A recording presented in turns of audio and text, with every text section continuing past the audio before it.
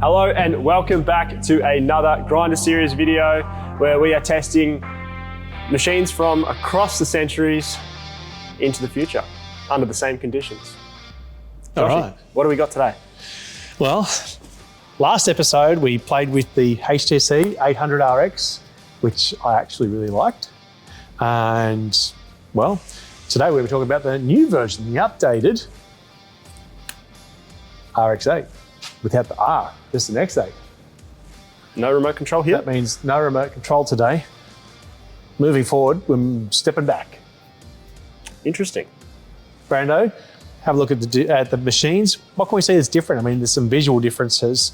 We've got this new updated chassis. We've moved from the RHS to flat, folded, laser cut steel. Looks pretty cool. I was going to say, it looks tough. It's tough. I like the look. But what am I getting for my money? Well, you're getting same 15 kilowatt motor and done some quick numbers behind the scenes, so we don't have any quick math problems this week. It's around about the same per segment, 10 kilos of pressure per segment. What you've also got is some handy storage boxes here. Should we look into them? Should we see what do people keep in the storage boxes? Well, I'm just assuming you keep in here what you want to keep up to date. Stuff. Yeah, important stuff. Important stuff. What do you keep in your X8 box? Hello. And someone pretty good looking as well. Oh, he was a fan of HTCs. Yeah, well, I'm pretty sure he comes standard with these machines, doesn't he? Yeah, but the other one at the top's, I always wonder what you put in these compartments anyway. Yeah, well, it's a handy little compartment. You surely keys, wallet. Oh, no, what we've got is hair gel. Looking good on site is always important. You know, nature can call at any time, Josh, so it's always good to be prepared. And, you know, when the food just doesn't taste that good from the tasty trucks that come around, tomato sauce is always good to have on site. Oh, this is random. Spare belts as well. Spare parts is always great to have in the compartment. So we've got everything. Well, there you go. Real life story. Okay. So we've got same size motor. We've got some extra storage compartments, some cooler styling, and what else can we see? I mean, we've got weight still, just as we had on the previous iteration. Everything looks pretty cool. Everything looks a whole lot more updated and has certainly come forward as, you know, as far as the generation is concerned. You can tell that you've got a new machine. Hey, I like this. I really like this. Yeah, we got ourselves a screen here so we can actually see what our numbers are dialing into. You've got your DJ set up here as well. Yeah, we'll plug that in and have a look at that shortly. What other things are there noticeable? What's the weight? You said the weight was the same. The weight was the same. And the kilowatts are the same as well. Are the same as well. It's got some lights on it. Still has 4 heads. Still has 4 heads, so 24 segments. So it's got 4 heads, same weight, same power.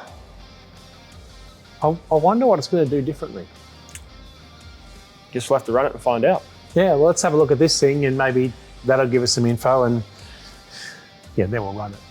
Sounds good. Let's do it. I'm looking forward to this. All right, Brando, what are we looking at? This I really like.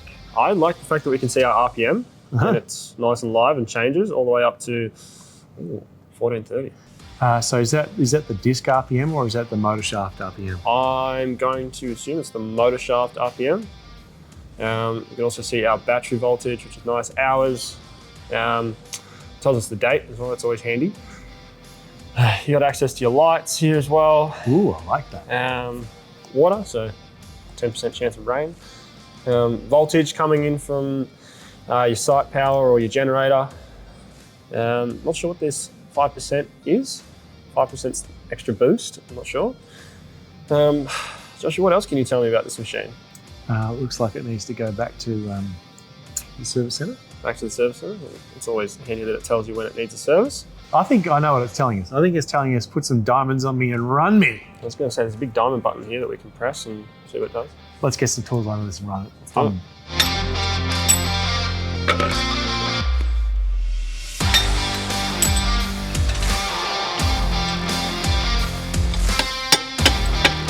So the machines are tipped back and we've got the diamonds that were under here now on the X8.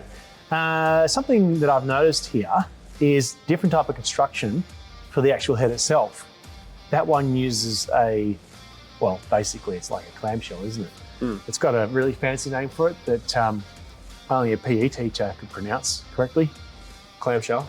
No. Homogenetically formed. Homogenetic. No, it's all right. We'll leave that one alone. That one's like a cast alloy case instead, which is pretty much a big move forward in modern day manufacturing.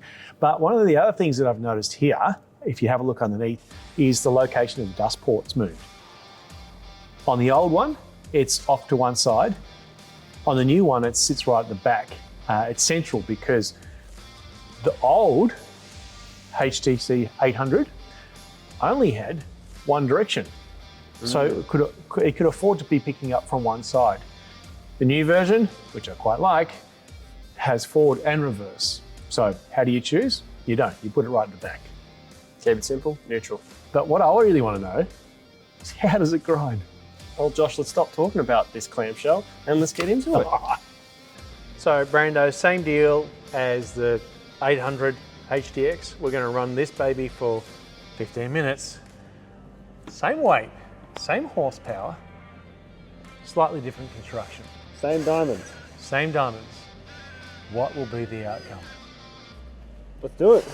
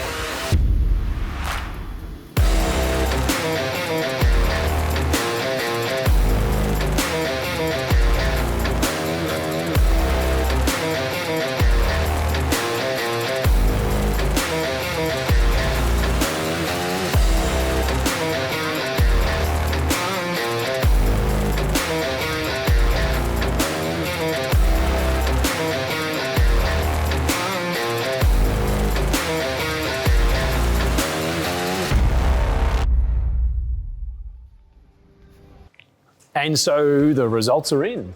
That's impressive. 25.3 kilograms in 15 minutes, Brandon. Well, Joshy, you're forgetting the other bag there. All right.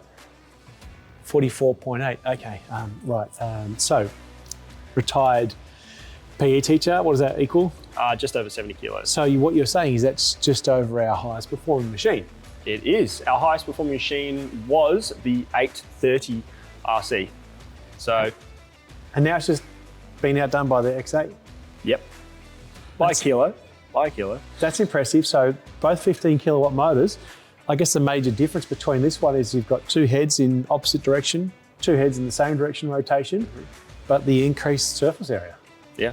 So it's the increased surface area cutting that's actually contributing to the extra production. Yeah, and probably the increased amount of works plus tooling underneath the machine. Well, I'm impressed. I'm actually surprised. I'm impressed and I'm surprised at the same time. What did you think running it? Interesting you say that. The handlebars were at a height that I felt maybe not super ergonomic, despite this ergonomic looking design. I'm a taller bloke, and maybe the Swiss are taller than me. I'm not Swedish. Too sure. They're not Swiss. They're not Swedish. No. Sorry, my bad. Maybe the Swedish are taller than me. So I found that a little awkward. Maybe just with my lack of experience operating, maybe there's a better way to do it. Not too sure. But from my experience with this run, just a lot in the shoulders to take. I was very tense, and I really thank you for that back rub that you gave me afterwards. It went a long way. The handlebar adjustment is an interesting design as well. I find that just a bit hard to work with compared to other machines out there. Yeah. I like the design of it. The chassis, couldn't fault it. Weights are interesting that they protrude up here, but I didn't find any issues with that because obviously keeping everything in neutral for keeping the same across the board. Really, really loved the dash, the interdash. Instant feedback. So when the machine was having a harder time, instant feedback on here, dial it back straight away to get it into its maximum performance. So I really enjoyed that. One of the things I liked about this is that it gives you the actual amperage rating. On here, tells you how much current you're pulling in real time, and it tells you your actual voltage. And I actually really like that on this one, whereas on the Husky ones, it just gives you a rating of percentage. I actually like to know what's really going on. Hence, I didn't feel the need to open the cabinet on this and dive into the computer to see what was going on, because it was actually telling me on the display there. So I really like that feature. Great for troubleshooting, especially when you are running off house power like we are for every one of these machines, to keep it same across board, just to know exactly what you're pulling. Otherwise, can't argue with those results. No. Really happy with that. Impressive. I'm surprised. I wasn't expecting that. No, and yeah, being able to keep my my inspiration of Milan in here as well, nice and close. Shout out Millsy. Yeah, I'm quite impressed. So yeah, that's the word I keep coming back to. Impressed by this machine. Joshy, what's next? Well, you're impressed. I'm very surprised. I think the next thing to do is to go have a talk to Hayden. Hayden, the doctor of the service department, knows these machines inside out, and even though we've done the shakedown tests, he's probably going to tell us more from the mechanical perspective what he prefers, what lasts, what doesn't last, so what's costing a lot to keep running. I mean, this might be producing a bit more than the rest, but it might be more expensive to own. That's right, because you have the clamshell design under here, the sealed unit, was it? Sealed unit, yep.